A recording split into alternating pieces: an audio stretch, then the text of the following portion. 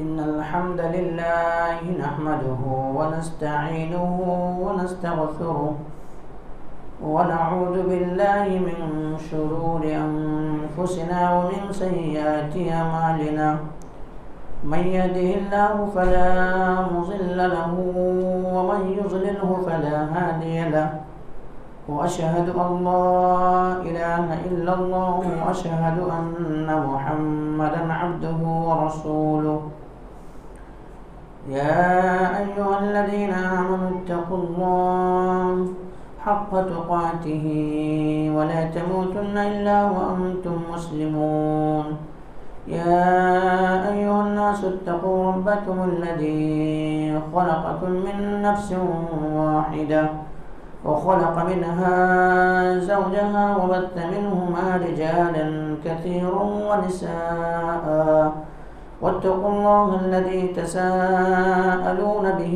والأرحام إن الله كان عليكم رقيبا يا أيها الذين آمنوا اتقوا الله حق تقاته يا أيها الذين آمنوا اتقوا الله وقولوا قولا سديدا يصلح لكم أعمالكم ويغفر لكم ذنوبكم ومن يطع الله ورسوله فقد فاز فوزا عظيما أما بعد فإن خير الحديث كتاب الله وخير الهدي هدي محمد صلى الله عليه وسلم وشر الأمور محدثاتها وكل محدثة بدعة وكل بدعة ضلالة وكل ضلالة في النار فقد قال الله تبارك وتعالى في كلامه المجيد والفرقان الحميد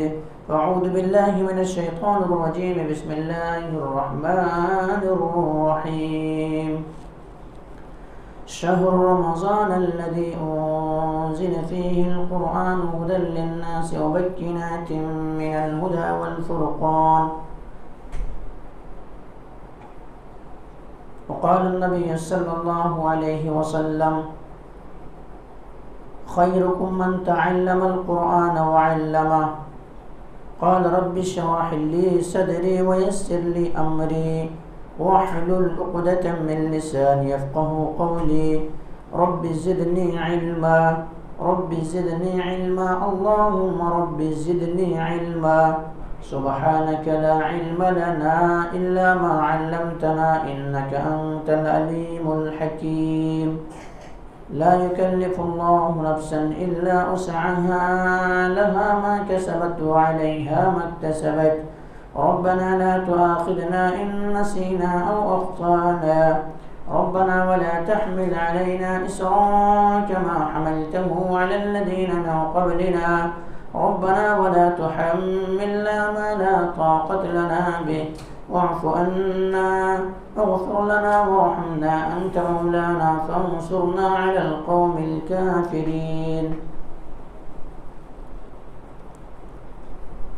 محترم حاضرین جمعہ، دینی اور ملی بھائیوں، عزیز بچوں، پردہ نشین خواتین اسلام، میری معزز اسلامی ماں اور بہنیں، تمام تعریف حمد و ثنا کبریائی و بڑائی اس وحدہ لا شریک خالق کائنات مالک ارض و سما کے لیے ہے، جس نے ہم بنین و انسانوں کو اس روئے زمین کے اندر مبعوث کیا، اس روئے زمین کے اندر پیدا فرمایا، اور پیدا فرمانے کے بعد اللہ سبحانہ و تعالی ہمیں یوں ہی بلا چوچ و چرا بھٹکتا ہوا راہ پر نہیں چھوڑا، بلکہ ہماری رہبری کے لیے، ہمارا رشد و ہدایت کی خاطر 1,24,000 کم و بیش انبیاء کرام کو اس روئے زمین کے اندر مبعوث کیا، اس روئے زمین کے اندر بھیجا۔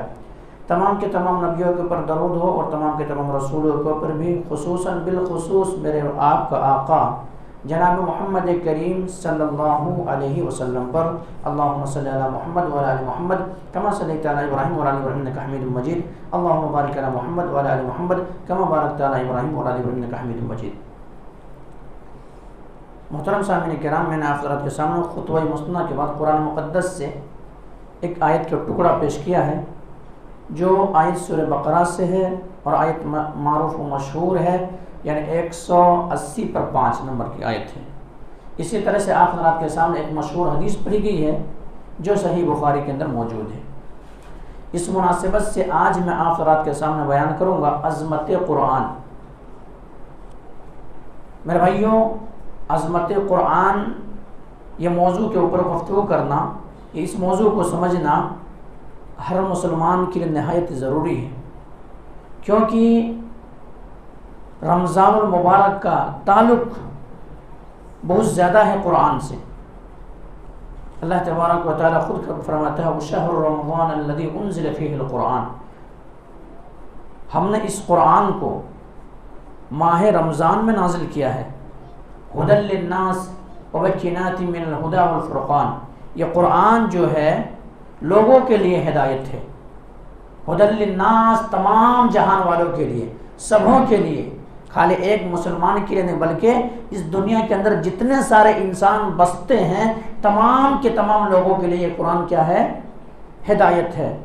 هُدًى لِلنَّاسِ وَبَيِّنَاتٍ مِّنَ الْهُدَى وَالْفُرْقَانِ، اور یہ قرآن کیا ہے؟ حق و باطل کے درمیان، صحیح اور غلط کے درمیان فرق کرنے والی ہے یہ چیز ہے۔ کتاب مبین ہے، کھول کھول کر کے بیان کرنے والا ہے، ڈرانے والا ہے، بشارتیں سنانے والا ہے، اس کے اندر کوئی شک و شبہ کی گنجائش نہیں ہے، تو یہ قرآن ہے۔ اب شہر رمضان الذی انزل فیہ القرآن، اللہ نے کہا کہ ہم نے اس جو ہے قرآن کو کیا ہے رمضان المبارک کے مہینے میں نازل کیا۔ اب کیا ایک بارگی ایک دم سے قرآن مقدس کا نزول ہو گیا، یا پھر پے در پے آہستہ آہستہ حسب ضرورت قرآن کریم کا نزول ہوا؟ دیکھیے اللہ رب العالمین نے لوح محفوظ سے آسمان دنیا یعنی بیت العزہ میں اللہ تبارک و تعالیٰ نے ایک ہی رات میں قرآن کو نازل کر دیا۔ ایک ہی رات میں قرآن کا نزول ہو گیا، آ کر کے وہاں پہ روک دیا گیا بیت العزہ میں، قرآن کو وہاں پہ اسٹور کر دیا گیا، وہاں پر رکھ دیا گیا۔ پھر وہاں سے نبی اکرم جناب محمد کریم صلی اللہ علیہ وسلم کے سینے پہ نازل کیا۔ کیسے نازل ہوئی؟ اللہ کے نبی جناب محمد کریم صلی اللہ علیہ وسلم کی عمر مبارک ابھی 40 سال کے ہوئے، نبی کریم صلی اللہ علیہ وسلم غار حرا میں موجود تھے، وہاں پہ اللہ رب العالمین کے ذکر کر رہے تھے، اللہ کی عبادتیں کر رہے تھے۔ کس طرح سے عبادتیں کرتے تھے حدیث کے اندر محفوظ نہیں، بس اللہ کا ذکر، اللہ کی عبادت کر رہے تھے۔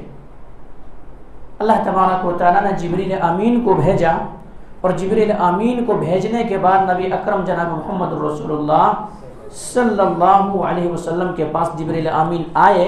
آنے کے بعد نبی کریم صلی اللہ علیہ وسلم کے سینے اتھر کو دبوچا، سینے اتھر کو دبایا، اور دبانے کے بعد اللہ کے نبی جناب محمد کریم صلی اللہ علیہ وسلم سے مخاطب ہوتے ہیں۔ نبی کریم صلی اللہ علیہ وسلم کو کہتے ہیں کہ پڑھیے۔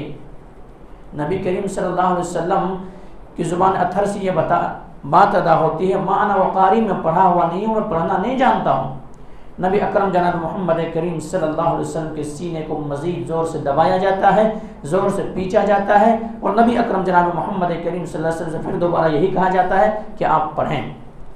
نبی اکرم جناب محمد کریم صلی اللہ علیہ وسلم کہتے ہیں ما انا وقاری، میں پڑھا ہوا نہیں ہوں، میں پڑھنا نہیں جانتا ہوں۔ نبی اکرم جناب محمد کریم صلی اللہ علیہ وسلم کے سینے اتھر کو مزید زور سے دبایا جاتا ہے، اور اللہ کے نبی جناب محمد کریم صلی اللہ علیہ وسلم سے کہا جاتا ہے کہ آپ پڑھیں۔ نبی کریم صلی اللہ علیہ وسلم پھر بھی یہی جملہ کہتے ہیں ما انا وقاری، میں پڑھا ہوا نہیں ہوں۔ اس کے بعد جبریل امین نبی کے سینے کو مزید دبوچتا ہے اور کہتا ہے آپ پڑھیں اقرأ بسم ربک الذی خلق، خلق الانسان من علق، اس رب کے نام سے پڑھیں جس نے آپ کو پیدا کیا ہے۔ تو یہ نبی کریم صلی اللہ علیہ وسلم غار حرا میں تھے، اس وقت نازل ہوئی۔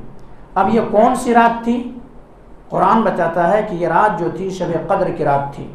انا انزلناہ فی لیلۃ القدر، لیلۃ القدر رمضان المبارک کے مہینے میں اس قرآن کا نزول ہوا، اور حسب ضرورت نبی اکرم جناب محمد کریم صلی اللہ علیہ وسلم کے سینے اتھر پر اتار دیے گئے 23 سالہ زندگی میں۔ 23 سالہ، ایک دن میں نہیں، 2 دن میں نہیں، 4 دن میں نہیں، 4 مہینے میں نہیں، بلکہ 23 سالہ زندگی نبی کریم صلی اللہ علیہ وسلم کے اوپر قرآن کا نزول ہوتا رہا، قرآن کا نزول ہوتا رہا۔ قرآن کی عظمت کیا کہنا میرے بھائی؟ قرآن کا عظمت یہ ہے کہ جو فرشتے قرآن کو لے کر کے آئے، تمام فرشتوں کے سردار یعنی جبریل امین لے کر کے آئے۔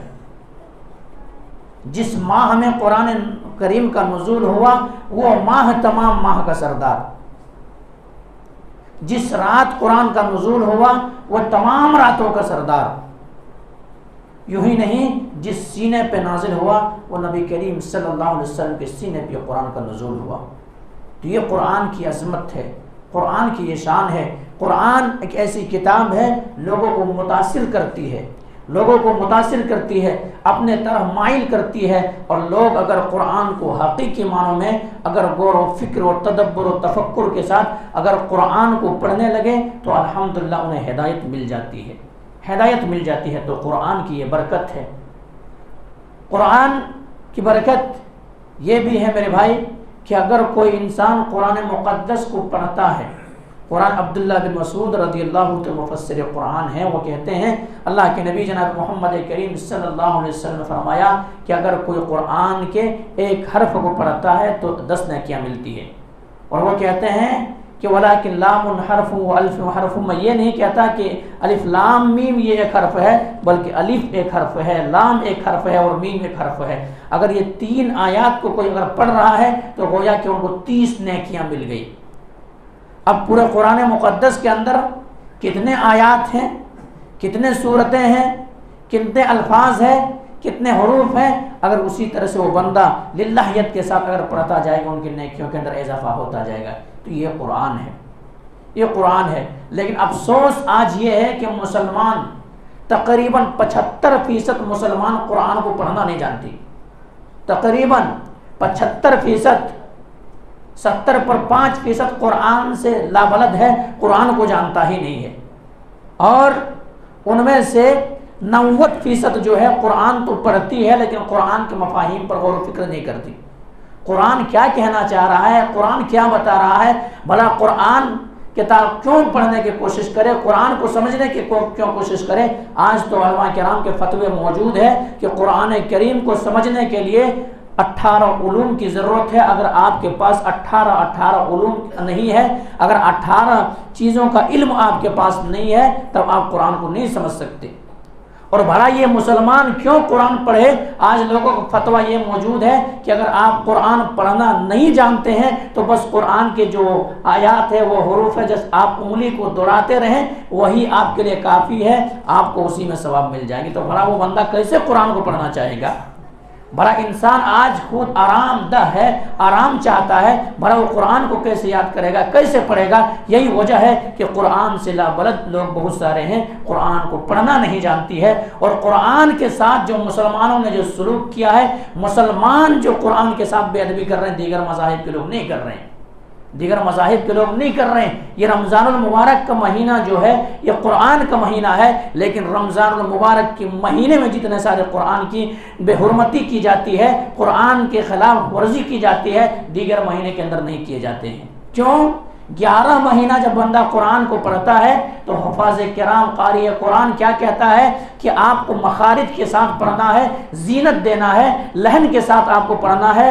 اور اللہ کے نبی جناب محمد کریم صلی اللہ علیہ وسلم پڑھ کر کے بھی بتائے بسم اللہ الرحمن الرحیم، تو رحمان کو کھینچا، رحیم کو کھینچا، کھینچ کر کے ترتیب کے ساتھ ورتل القرآن ترتیلا، قرآن کو ترتیل سے پڑھو۔ لیکن یہ 11 مہینہ تو یہ قرآن ترتیل کے ساتھ پڑھتا ہے، لیکن رمضان المبارک کا مہینہ جب آتا ہے تو قرآن کو ترتیب سے نہیں پڑھا جاتا ہے، بلکہ وہی شبینے کے نام پر یا دیگر چیزوں کے نام پر یا قرآن کو 3 دن میں ختم کرنے کے چکر میں 10 دن میں ختم کرنے کے چکر میں قرآن کو اس انداز میں پڑھا جاتا ہے کہ کوئی سمجھ نہیں سکتا کہ یہ کیا پڑھ رہا ہے اور قرآن کیا کہنا چاہ رہا ہے، قرآن کیا کہنا چاہ رہا۔ تو میرے بھائی یہ ہمارا تعلق ہے قرآن سے، اسی لیے ہم اور آپ آج ذلیل و خوار ہو رہے ہیں۔ آج مسلمانوں کے سروں پہ جو جوتے پڑ رہے ہیں تو یہی وجہ ہے کہ ہم نے اور آپ نے قرآن کے فیصلے کو نہیں مانا، ہم نے اور آپ کو قرآن کو سمجھ کر نہ پڑھا، ہم نے اور قرآن کو جاننے کی کوشش نہ کی، اسی لیے ہمارے ساتھ اس طرح سے سلوک ہو رہے ہیں۔ لیکن میرے بھائیوں، قرآن ہمارے لیے راہ ہدایت ہے، قرآن ہمارے لیے راستہ بتانے اور گائیڈ کرنے کی کتاب ہے۔ قرآن ہر چیز ہمیں بتلاتا ہے، لیکن ہم نے قرآن کو جب پسے پشت ڈال دیا تو گیروں کے چوکھٹوں پر ہم اور آپ جانے لگے اور گیروں کے چوکھٹوں پر جا کر منہ مارنے لگے اور وہاں کے دروازے کھٹکھٹانے لگے۔ حالانکہ یہودی میرے بھائی، یہودی حالانکہ تورات کے اندر رد و بدل کر دیا گیا تھا، تبدیلی آ گئی تھی، لیکن یہودی بھی یہی چاہتا تھا کہ ہمارا فیصلہ جو ہو یہ تورات سے ہو، تورات سے ہمارا فیصلہ اگر کیا جائے تو ہم دیگر کتابوں سے نہیں، اگر فیصلہ آپ کرنا چاہتے ہیں تو ہمارے نبی یعنی موسیٰ علیہ السلام کو جو تورات دی گئی ہے اس سے فیصلہ ہونا چاہیے، اس سے فیصلہ ہونا چاہیے۔ لیکن ہم نے اور آپ نے جب قرآن کو چھوڑا تو فیصلہ ہمارے آپ کو کہاں جا رہی ہے، ہم اور آپ کیا کر رہے ہیں؟ تو میرے بھائی قرآن ایک ایسی کتاب ہے کہ قرآن انسان کو متاثر کر دیتی ہے، قرآن متاثر کر دیتے انسان کے، اگر قرآن کے اندر تفکر کیا جائے، تدبر کیا جائے تو انسان کے رونگٹے کھڑے ہو جاتے ہیں، رونگٹے کھڑے جاتے ہیں۔ یوں ہی نہیں میرے بھائیوں، بلکہ آج اگر کسی انسان کو کیس لڑنا ہے، کچہری جانا ہے، کورٹ جانا ہے، سپریم کورٹ، ہائی کورٹ، طرح طرح کے کورٹ پہنچتے ہیں، اور ان کا یہ ہوتا ہے کہ ہم اچھے سے اچھے وکیل کو منتخب کریں تاکہ وہ کیس ہم جیت جائیں۔ میرے بھائی کیا ہمارے اور آپ کے لیے آخرت میں ہمیں اور آپ کو وکیل کی ضرورت ہے؟ کیا ہم اور آپ یہ چاہتے ہیں کہ ہمارے لیے اچھے سے اچھے وکیل تیار ہو، ہمارے لیے اچھے سے اچھے وکیل تیار ہو؟ تو ہمیں اللہ رب العالمین، اور یہ ایسا وکیل ہے اللہ رب العالمین کے سامنے دو ٹوک انداز میں بات کریں گے اور ہمارے اور آپ کے لیے سفارش کریں گے، ہمارے اور آپ کے لیے شفاعت کریں گے اور کہیں گے اللہ تبارک و تعالیٰ یہ قرآن کو رات کے اندر نیند کو قربان کر کے انہوں نے قرآن کو پڑھا تھا، قیام اللیل کے اندر کھڑا ہوا تھا، تیری رضا کی خاطر، تیرے خوشنودی کی خاطر انہوں نے قرآن کو سنا تھا۔ اللہ تبارک و تعالیٰ آج میں ان کے حق میں سفارش کرتا ہوں، اللہ آج میری سفارش کو قبول کر لے۔ لیکن آج قیام اللیل کے اندر دیکھ لیں، نماز تراویح کے اندر دیکھ لیں، لوگوں کی کیا کیفیت ہے، لوگوں کی کیا حالت ہے، لوگ کیا تصور کر رہے ہیں، یہ سنتی تو ہے، یہ سنت ہی تو ہے، پڑھے یا نہیں پڑھے۔ میرے بھائی صحابہ کرام بخشے بخشائے تھے، صحابہ کرام کے تمام گناہوں کو اللہ تبارک و تعالیٰ نے معاف کر دیا تھا، مغفور تھے، رضی اللہ عنہ ورضوا عنہ، اللہ ان سے راضی ہو گئے تھے اور صحابہ کرام اللہ سے راضی ہو گئے تھے۔ صحابہ کرام وہ تھے یعنی ایمان سے صحابہ کرام کو محبت ہو گئی تھی، وَزَيَّنَهُ فِي قُلُوبِكُمْ، ان کے دل مزین کر دیا گیا تھا، ایمان سے مزین کر دیا گیا تھا۔ لیکن صحابہ کرام بھی نماز تراویح کو پڑھا کرتے تھے، نماز تراویح کو پڑھا کرتے تھے۔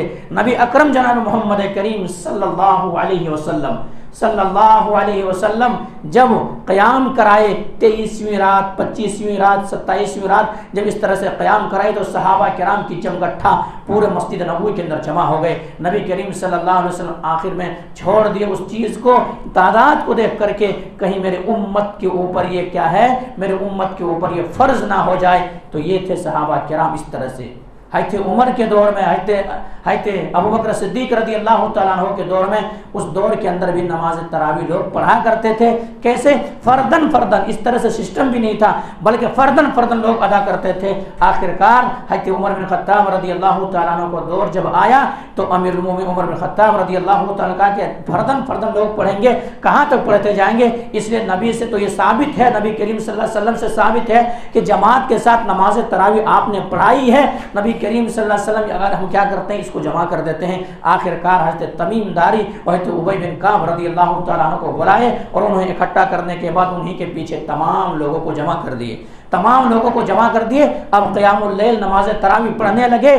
راوی حدیث بیان کرتے ہیں کہ قاری قرآن اتنے لمبی لمبی قرات کرتے تھے، اتنے لمبی لمبی قرات کرتے تھے کہ ہمیں لاٹھیوں کے سہارا لینا پڑتا تھا، ہمیں لاٹھیوں کے سہارا لینا پڑتا تھا۔ میرے بھائی ایسے قرآن کی تلاوت ہوتی تھی، ایسے قیام اللیل کے اندر قرآن پڑھی جاتی تھی۔ لیکن آج اگر 1 منٹ سے 2 منٹ اگر زیادہ ہو جائے تو انسان کیا کرتا ہے، انسان بغلیں جھانکنے لگتا ہے کہ آخر کیا ہو گیا ہے، اور اسی لیے قرآن کی بے حرمتی ہوتی ہے، اسی لیے قرآن کی بے حرمتی ہوتی ہے۔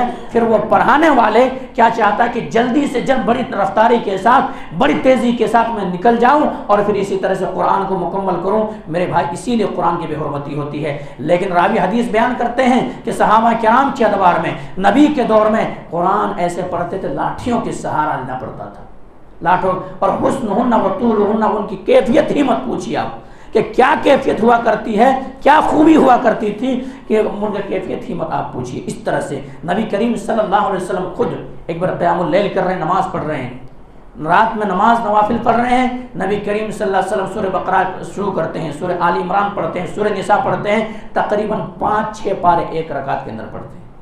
ایک رکعت کے اندر آج ہم اور آپ ایک پارے میں ہمیں اور آپ کو ہوش ٹھنڈا ہو جاتا ہے میرے بھائی. تو ہمیں کیوں ہوتا ہے ایسے؟ آخر اس لیے ہوتا کیونکہ ہمیں ایمان سے محبت نہیں، ہمیں دنیا سے محبت ہو گئی ہے. وہ صحابہ کرام جو تھے اللہ رب العالمین کو راضی کرنا چاہتے تھے. نبی کریم صلی اللہ علیہ وسلم چاہتے تھے کہ میں شکر گزار بندہ بن جاؤں. نبی کریم صلی اللہ علیہ وسلم جب قیام کرتے تھے، نبی کریم صلی اللہ علیہ وسلم پاؤں اتھر میں ورم آ جاتا، نبی کریم صلی اللہ علیہ وسلم پاؤں سوج جاتے.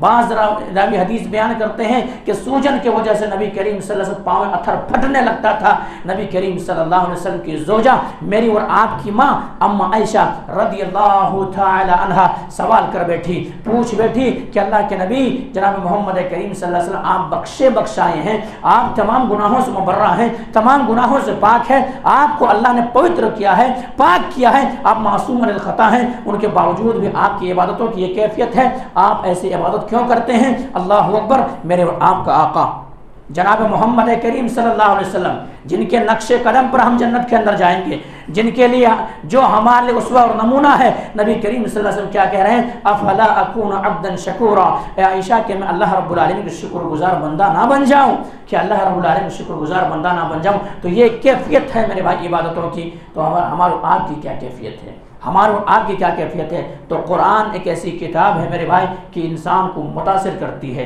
قرآن ایک ایسی کتاب ہے کہ جب لوگوں کے سامنے پڑھ کے سنائے جائیں تو انسان جو سمجھنے والے رونگٹے کھڑے ہو جاتے ہیں. اور قرآن ہی کی بدولت لوگوں کو جب سنایا گیا، قرآن ہی کو اپنائیں گے تو آپ کو عزت ملے گی.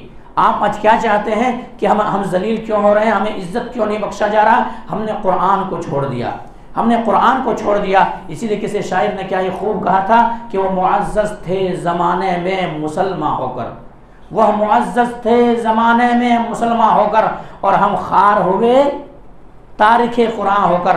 ہم نے قرآن کو چھوڑ دیا. ورنہ یہ قرآن ایک ایسی کتاب ہے میرے بھائی، قرآن جو پڑھتا ہے اور پڑھاتا ہے، میرے آقا جناب محمد کریم صلی اللہ علیہ وسلم نے کہا کہ خیرکم من تعلم القرآن وعلمہ، تم میں سب سے بہتر انسان وہ ہے جو قرآن کو پڑھتا ہے اور پڑھاتا ہے. تو میرے بھائی میں کیا کر رہا تھا کہ دیکھیے اللہ رب العالمین کے سامنے ہمارے سپورٹ میں یہ قرآن کھڑا ہو جائیں گے اور کہیں گے اللہ انہوں نے کیا ہے رات کے اندر قیام کیا تھا. اور اسی طرح سے آج روزہ ہے، روزہ کئی ایسے نوجوان ہے، کئی ایسے شخص ہے ان کے نظر میں روزے کی کوئی اہمیت نہیں ہے، روزہ نہیں رکھتا ہے. اسی طرح سے زندگی کو گزار دیتا ہے صرف یہ کہہ کر کے روزہ نہیں رکھتا کہ مولانا اس لیے ہم روزہ نہیں رکھ پاتے ہیں کیونکہ کاروبار کا مسئلہ ہوتا ہے، جانا پڑتا ہے، دھوپ میں ادھر سے ادھر نکلنا پڑتا ہے، بڑا مصیبتوں اور بڑا مشقت کا سامنا کرنا پڑتا ہے، اس لیے ہم روزہ نہیں رکھ پاتے ہیں. میرے بھائی اگر آپ یہ بہانہ بنا کر کے اگر آپ روزہ ترک کرتے ہیں، کوئی عذر شرعی آپ کے اندر نہیں ہے، تو آپ وہی روزے کو قضا دینے کے لیے اگر زندگی بھر روزہ رکھیں تو اس روزے کی اہمیت اور فضیلت کو آپ نہیں پا سکتے ہیں. اس لیے میرے بھائیوں معمولی سمجھ کر کے، معمولی جان کر کے روزے کو نہ چھوڑیں، کیونکہ ہمیں اور آپ کو کل قیامت کی ضرورت ہے ان چیزوں کی. یہی روزے کھڑے ہو جائیں گے. اللہ رب العالمین یہ بندہ تھا، ان کے پاس تمام ساری چیزیں مہیا تھی، تمام ساری چیزیں موجود تھی، لیکن ان کے باوجود بھی انہوں نے کھانے کا ترک کیا تھا، پینے کو ترک کیا تھا، جائز خواہشات کو ترک کیا تھا، حلال چیزوں کو چھوڑ دیا تھا تیری رضا اور تیرے خوشنودی کی خاطر. آج اللہ تبارک و تعالی، آج میں اس کے حق میں سفارش کرتا ہوں، اللہ تبارک و تعالی میری شفاعت قبول کر لے. اللہ تبارک و تعالی شفاعت قبول کریں گے اور قبول کرنے کے بعد اللہ تبارک و تعالی اس بندے کو جنت کے اندر داخل نہیں کریں گے. یوں ہی نہیں میرے بھائی، بلکہ قرآن کریم اگر کوئی سورہ بقرہ اور سورہ آل عمران کو یاد کرتا ہے تو کل قیامت کے دھوپ ہوں گے، دھوپ ہوں گے، لوگ نفسی نفسی کے عالم میں ہوں گے. یہ دو سورہ بقرہ اور سورہ آل عمران ان کے سروں طرح سائے کرتے ہوئے چلیں گے، سائے کرتے ہوئے چلیں گے. تو ہم اور آپ قرآن سے لگاؤ پیدا کریں، قرآن سے لگاؤ پیدا کریں، قرآن کو پڑھنے کی کوشش کریں، قرآن کو جاننے کی کوشش کریں.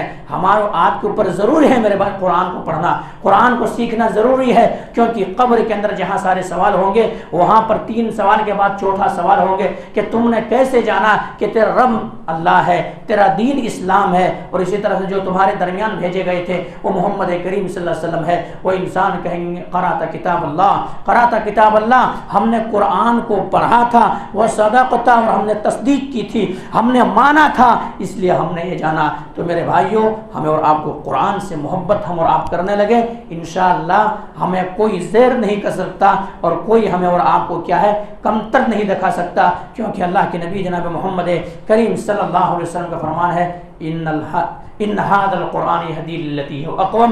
انسان قرآن کو کیا ہے، قرآن ہدایت کی طرح انسان کو بلاتا ہے۔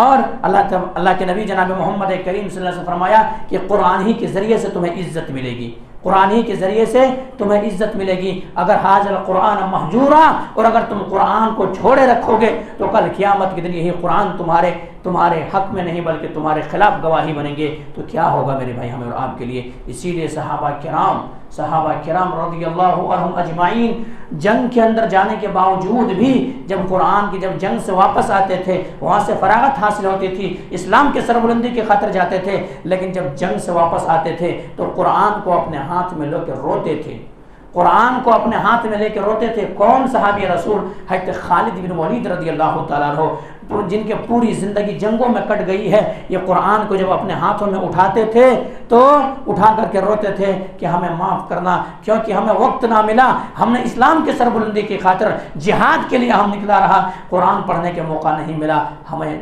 تمہارا جو حق تھا وہ حق میں دے نہ سکا، اس طرح سے کہا کرتے تھے۔ لیکن آج ہم اور آپ قرآن کب کھولے ہیں؟ گھر کے اندر قرآن کوئی پڑھنے جانتا ہے یا نہیں ہے؟ بچہ پڑھتا ہے یا نہیں؟ خود پڑھتے ہیں یا نہیں؟ ہمیں اور آپ کو پتہ نہیں۔ کسی شاعر نے کیا ہی خوب کہا ہے کہ طاقوں میں سجایا جاتا ہوں، تعویذ بنایا جاتا ہوں، دھو دھو کے پلایا جاتا ہوں، جب قول و قسم لینے کے لیے تکرار کی نوبت آتی ہے پھر میری ضرورت پڑتی ہے ہاتھوں پہ اٹھایا جاتا ہوں، پھر میری ضرورت پڑتی ہے ہاتھوں پہ اٹھایا جاتا ہوں۔ یہ ہے میرے بھائی آج قسم کھانے کے لیے قرآن کی ضرورت۔ اگر کسی کو حق کو باطل کو منوانا ہے، لاؤ قرآن قسم کھائیں، ہوتا نہیں ہوتا ہے، تو اسی لیے اس کے رونا رو رہا ہے۔ میرے بھائی قرآن کو ہمیں اور آپ کو پڑھنے کی ضرورت ہے، اگر نہیں تو سیکھنے کی ضرورت ہے۔ کوئی انسان کہے کہ ہم کیسے سیکھ سکتے ہیں؟ آپ کی عمر کتنا بھی ہو گئی ہے، آپ اگر سیکھنا چاہے قرآن کو سیکھ سکتے ہیں۔ بعض صحابہ کرام جو ایمان لائے، بہت ہی زیادہ عمر میں ایمان لائے، لیکن ان کے باوجود وہ قرآن کو سیکھے، دارالارقم میں چلے گئے، نبی کریم سے صحابہ موجود تھے، قرآن کے قاری موجود تھے، قرآن کو سیکھتے گئے، قرآن کو پڑھتے گئے اور لوگوں کو سامنے پھیلاتے گئے۔ تو کیوں نہیں پڑھ سکتا انسان پڑھ سکتا ہے، لیکن انسان کو اتنا اہمیت نہیں دیتا، انسان قرآن پر اتنا اہمیت نہیں دیتے۔ اگر قرآن میں بتاؤں قرآن کے ساتھ مسلمانوں کا سلوک کہ اگر ایک دن صبح اٹھ کر کے بچہ اسکول نہیں پہنچتا ہے تو اس پر ہر کوئی سوال اٹھاتا ہے، باپ سوال اٹھاتا ہے، بھائی سوال اٹھتا ہے، رشتہ دار سوال اٹھاتے ہیں، دیگر پڑوسی سوال اٹھاتے ہیں کہ تمہارا بچہ اسکول کیوں نہیں جا رہا ہے، تمہارا بچہ اسکول کیوں نہیں گیا، کہیں سے فون آتا ہے، رشتہ دار بھی یہی کہتا ہے۔ لیکن ہم نے اور آپ نے قرآن کو نہیں پڑھا، مکتب میں بچہ گیا ہے یا نہیں، سیکھنے کے لیے گیا ہے یا نہیں، اس پر کوئی سوال نہیں ہوتا۔ کیوں؟ ہم نے اور آپ نے قرآن کو پس پشت ڈال دیا۔ ہمیں اور آپ کو قرآن کی کوئی ضرورت نہیں ہے، ہم اگر پڑھ رہے ہیں تو برکت کے لیے پڑھتے ہیں۔ میرے بھائی ایسا نہیں، بلکہ قرآن کو عمل کے لیے انسان کو پڑھنا ہے، قرآن کو سیکھنا ہے، لوگوں تک پہنچانا ہے۔ ہم اور آپ بہتر امت جو قرار دیے ہیں، سب سے بہتر امت جو میں اور آپ ہیں، تو اس کے مطلب کیا ہے؟ یہ اسی لیے ہے کنتم خیر امت اخرجت للناس تأمرون بالمعروف وتنہون عن المنکر، کہ تم بہترین امت ہو، تم لوگوں کے لیے نکالی گئی ہو، تم اچھائی کے حکم دیتے ہو اور برائی سے روکتے ہو۔ کیسے برائی سے روکیں گے جب ہم اور آپ قرآن کو جانتے ہی نہیں؟ کیسے برائی کو روکیں گے جب ہم اور آپ شریعت کو سمجھتے ہی نہیں؟ تو میرے بھائی ہمیں اور آپ کو اس پر غور و فکر کرنے کی ضرورت ہے۔ صحابہ کرام کیسے اسلام کو پھیلائے، قرآن کے پیغام کو کیسے پہنچائے، آئیے میں بتاؤں۔ نوجوان اس بات کو بغور سنیں گے، آج نوجوانوں میں زیادہ تر دین سے دوری ہے، دیگر چیزیں اگر خرافات کی چیزیں ہیں تو ان چیزوں میں انسان نوجوان بڑھ جاتا ہے، لیکن قرآن سے دوری، شریعت سے دوری، اسلام سے دوری، حالانکہ اسلام کے لیے ریڑھ کا ہڈی قرار دیا تھا یہ نوجوان، لیکن نوجوان آج طرف دوسرے کہیں اور جگہ جانا تھا، کہیں اور جگہ جا رہے ہیں۔ حضرت مصعب بن عمیر رضی اللہ تعالیٰ عنہ، یہ کون؟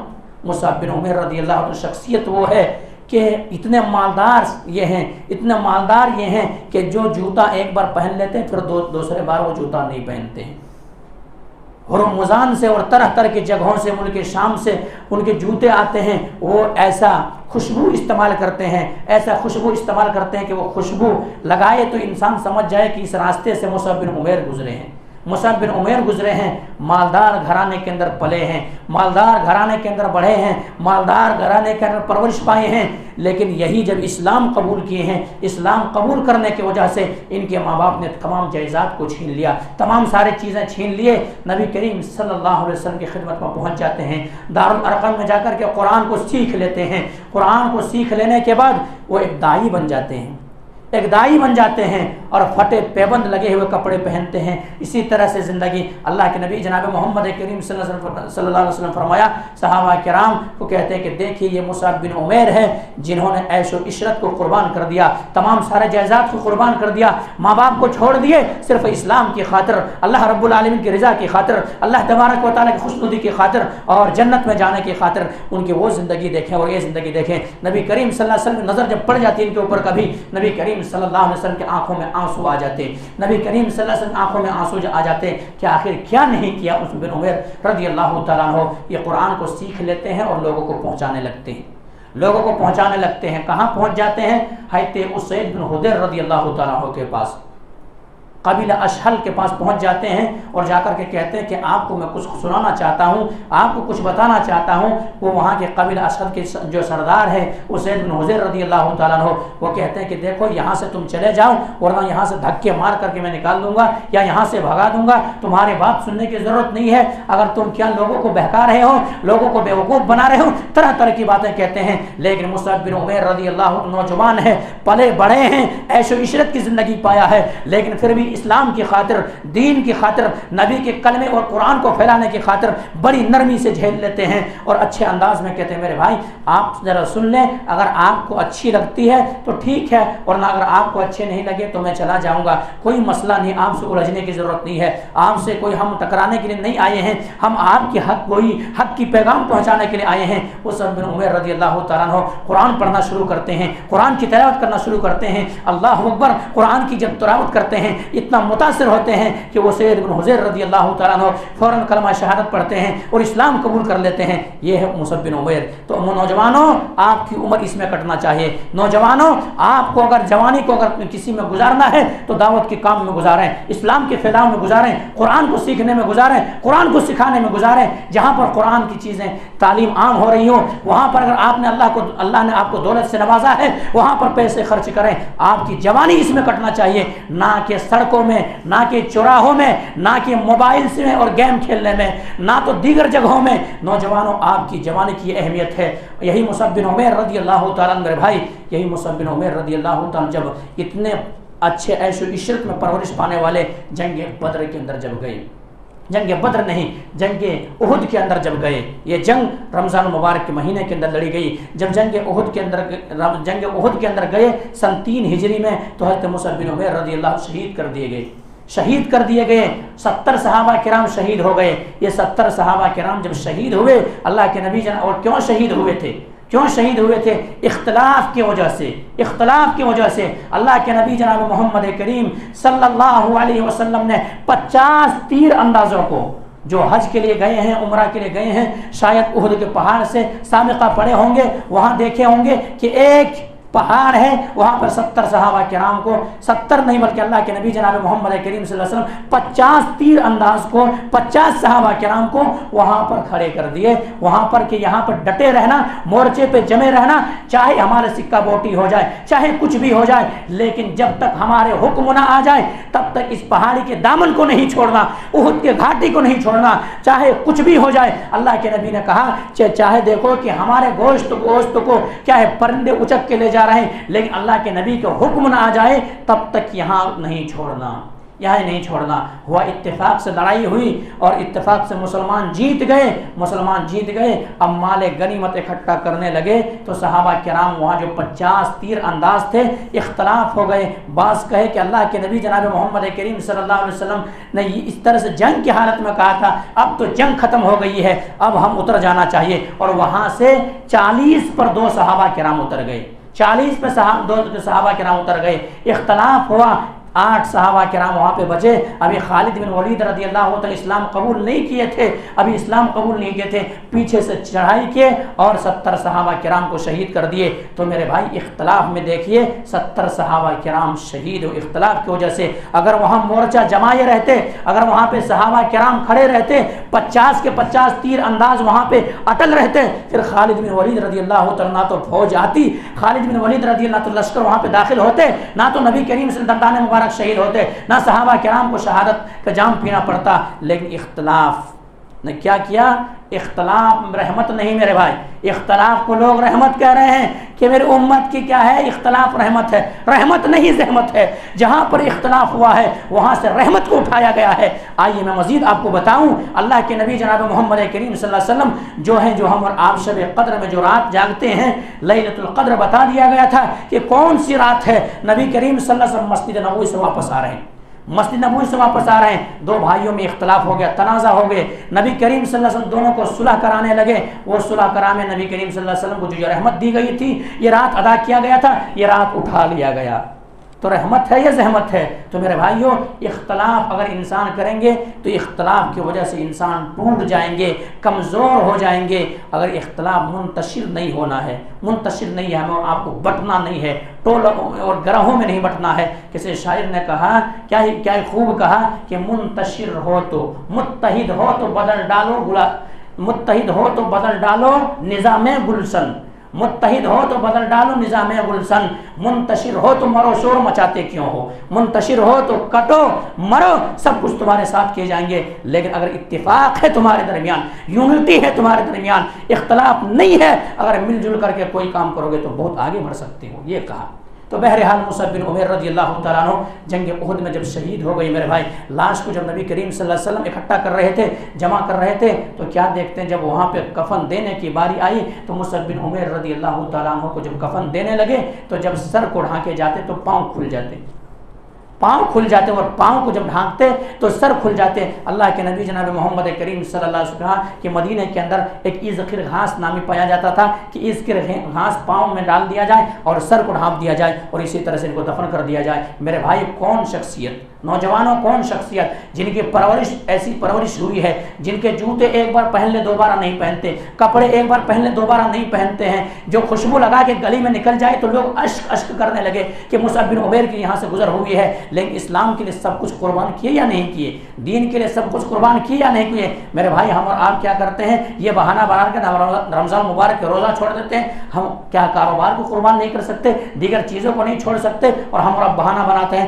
میرے بھائی اگر روزہ آپ کی زندگی میں آیا ہے اور آپ روزہ اگر نہیں رکھ رہے ہیں تو آپ بڑا خسارے کا سامان کر رہے ہیں, کیونکہ روزہ ہمیں اور آپ کو جہنم کی آگ سے بچائے گی. اللہ کے نبی جناب محمد کریم سے فرمایا کہ اللہ تبارک و تعالیٰ کے الصوم لی وانا اجزی بہ, روزہ میرے لیے اور میں ہی اس کو بدلا دیتا ہوں. تو بہرحال یہ بات کو ختم کرتا ہوں. اللہ تبارک و تعالیٰ سے دعا کرتا ہوں کہ مولا کریم جو بات کہی گئی ہے سب سے پہلے تو ہم اور آپ کو تو ان باتوں کے اوپر اچھی سمجھ کی توفیق دے دے. اس کے بعد مولا کہ ہم تمام مسلمانوں کو تو حقیقی معنوں میں, واقعی معنوں میں قرآن سے محبت کرنے, قرآن کو پڑھنے, قرآن کو سمجھنے, قرآن کو لوگوں تک پہنچانے کی توفیق دے دے.